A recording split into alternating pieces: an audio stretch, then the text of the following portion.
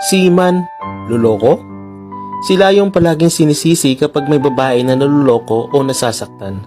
Ewan, pero bakit sila ang tampulan na parang ang propesyon nila ay manloko?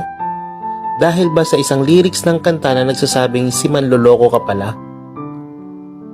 Paano nasabing naloko ka? I-primer, pintura, mag-alis ng kalawang sa barko, magwalis ang madalas nilang gawin habang ikaw nasa negative thinking ka. Habang sila nakaharap sa malawak na dagat, iniisip na sana bukas makasama rin kita.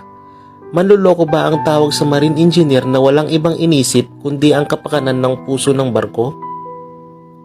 Marine transportation na milya-milya ang sinusukat, longitude at latitude upang makuha ang tamang distansya, makarating lang sa tamang destinasyon upang makasama ka. Alagaan mo sila, huwag mong isipin si manloloko pala sila. Dahil nandyan sila upang batiin ka ng good morning,